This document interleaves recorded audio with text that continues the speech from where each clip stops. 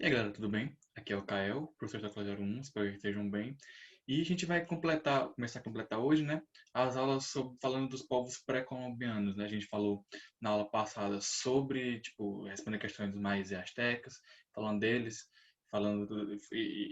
chegando nos assuntos, né? E hoje a gente vai falar um pouco sobre os povos indígenas do Brasil, né? Qual é essa característica deles, como eles vieram.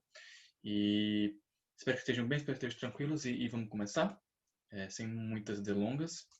É, Antes de começar a falar sobre os povos indígenas do Brasil, eu queria começar falando sobre as chamadas teorias de ocupação, né? Porque como os seres humanos chegaram na América, né? Como eles chegaram? Como eles vieram para cá? Como vocês sabem, como a gente viu da pré-história, a gente tem indícios de que a civilização humana começou na África, né? E aí se espalhou pelo mundo. Mas no caso, como eles chegaram aqui, especificamente, né? Existem algumas teorias sobre como isso aconteceu, e a gente vai falar um pouquinho sobre elas agora, né? A primeira das teorias, sugere que os seres humanos nasceram na própria América, que eles surgiram aqui, só que essa hipótese ela não tem sustentação científica e nem provas materiais porque não foi encontrado o único fóssil dos hominídeos antes do próprio Homo sapiens, ou seja, não tinha aquela progressão do Homo habilis, depois o Homo neanderthal, depois o Homo sapiens. Só tem fósseis, até hoje a gente achou fósseis do Homo sapiens, o que indica que, fazendo todo aquele exercício historiográfico, provavelmente os seres humanos antigos vieram de outras partes, certo? E a hipótese que é a mais conhecida é que, e essa hipótese surgiu a partir das pesquisas no Instituto Arqueológico de Clovis, nos Estados Unidos, surgiu que a ideia da ocupação ocorreu há cerca de 11.500 anos, no momento em que a diminuição do nível do mar ela permitiu a emersão de uma faixa de terra que ligaria a Sibéria ao Alasca por meio do Estreito de Bering. Com isso, os primeiros ocupantes da América teriam vindo do continente asiático. Essa hipótese foi amplamente aceita pela comunidade científica durante muito tempo. É, que eu trouxe um mapa para vocês, para eles entenderem como essa hipótese diz, né? Que é o número um. Então, eles surgiram da África, atravessaram, né, toda a Europa, a Eurásia, né, pela Sibéria, e aí, quando ficou mais possível atravessar o Estreito de Bering, eles passaram e, a partir daqui, se desenvolveram passando pelo resto do continente, certo?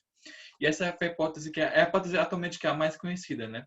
Porém, é, foram encontrados é, fósseis mais antigos do que esse período de 2.500 anos. Ou seja, é, como teria fósseis de pessoas que vieram antes dessa passagem ser possível passar, né? Tipo, isso é uma coisa estranha. E com o objetivo de solucionar a diferença temporal dos fósseis norte e sul, abriu caminho para uma nova teoria de que os primeiros homens teriam vindo de pequenas ilhas polinésias da Oceania.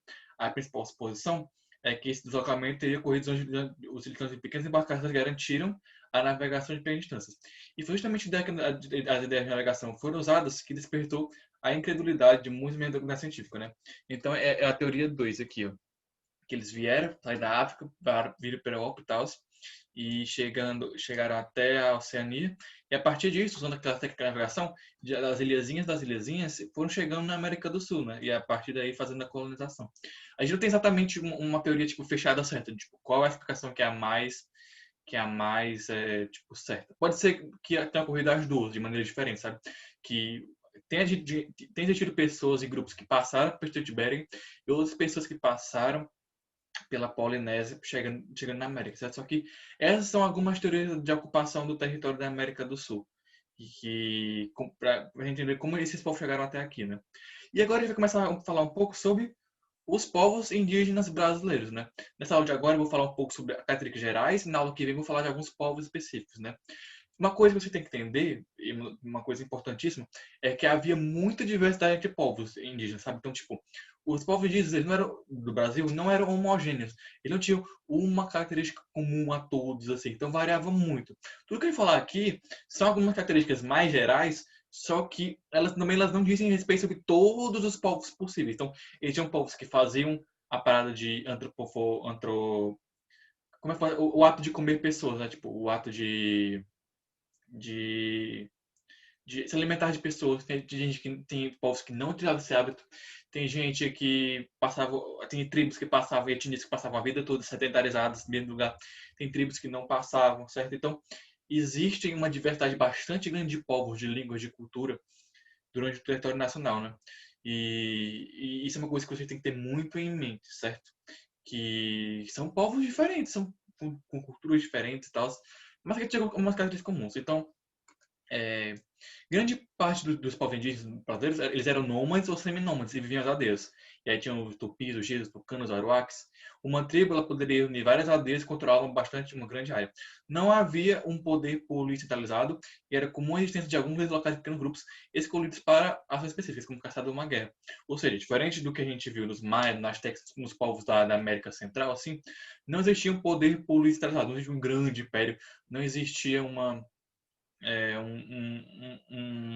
cidades, estado, assim. O que não quer dizer que os índios não tinham, os índios brasileiros, eles não tinham sua cultura, sua arte, sua complexidade, entendeu?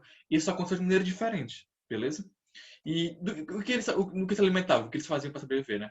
Sobreviviam da caça, da anta, do tatu, do veado, da pesca com as traíras, as piaves, da coleta também, cacau, maracujá, araçá, da agricultura rudimentar, se fosse uma sociedade coletora, e eles desenvolveram, por exemplo, recipiente de barro para preparar e coletar alimentos. Usavam sal para conservar tipo, a carne, secagem ao sol. A terra ela era coletiva e por do trabalho distribuído entre todos, ainda que cada índio possuía seus instrumentos, como o arco e a flecha. Ou seja, não havia o pensamento de tipo de uma terra específica de uma pessoa, sabe? A terra era um bem coletivo da aldeia, da etnia, do povo, em que todo mundo poderia usar e, tipo, pelo bem comum, pelo bem da comunidade, né? Isso é diferente da concepção branca de terra, de propriedade. Cada terra é o dono da pessoa, que a pessoa é dona desse espaço específico, ela pode fazer o que ela quiser com esse espaço, independentemente de outras pessoas e tal. Não, havia um senso comunitário dessa terra de para todos, certo? É. As moradias eram geralmente coletivas e dispostas em círculos, feitas de madeira, galhos, folha de árvore. Em certas aldeias eram realizadas festas e rituais religiosos. E a natureza era um bem fundamental na vida da sociedade indígena, né? Os índios eles respeitam as plantas, os efeitos sobre a saúde, com eles os animais, seus hábitos, época de caçá-los, e empregam na caça de venenos, né? O hábito do curare. E isso é uma coisa bastante importante, certo? A natureza tinha um espaço bastante grande na vida dos índios, dos povos indígenas, porque eles tinham uma relação muito de irmandade, né? Eles se consideravam parte da natureza. Eles não se viam como, tipo, fora da natureza. Eles não se viam como, tipo, eles independentes da natureza, que a natureza seria um lugar, só um espaço que eles poderiam usar, aproveitar seus bens e pronto, certo? Eles se imaginavam dentro desse espaço. Novamente, se diferenciando da concepção branca do espaço da natureza, né? Que a gente vê muita natureza como na perspectiva de o que a gente pode tirar disso, o que a gente pode tirar dela, o que a gente pode usar para obter benefícios, lucro e tal, e não pensar muito nesse espaço comum, certo? Isso é uma coisa bastante importante para vocês levarem em consideração nos estudos. Em relação à religião, ela era politeísta e seus deuses eram identificados com as manifestações da natureza, né? Com a chuva, com a tempestade, com os rios, com o sol. Os líderes religiosos, os pajés, que eram considerados sábios e com grande prestígio social. Eles curavam as doenças dos índios e davam conselhos sobre toda a sociedade, né? No plano cultural, a arte indígena era legado ao cotidiano, com fabricação de utensílios e avios rituais, havia as festas, que destacavam pinturas corporais, danças, cantos objetos adornados com plumas de pássaro, certo? E em relação a isso que eu botei dos coletores e produtores, existe uma diferenciação, né? Os coletores, a sociedade são os tipos de sociedades que se baseavam mais em coletar, né? Tipo, coleta de grãos, coleta de tipo, animais e tal. E enquanto que os produtores, eles tinham um desenvolvimento maior na parte da agricultura, certo? Então vamos ver, na próxima eu vou falar sobre tipo, alguns povos, então vão ter os povos que são coletores e produtores, certo? E é mais ou menos isso.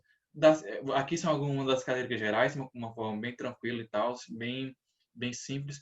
O que eu quero que vocês tirem disso é entender especialmente a questão da coletividade da Terra, certo? Como eles viam a natureza, como eles viam a Terra, como eles viam a religião, certo? Essas diferenciações. E na próxima aula a gente vai falar um pouco sobre alguns dos povos, certo? E é isso, valeu.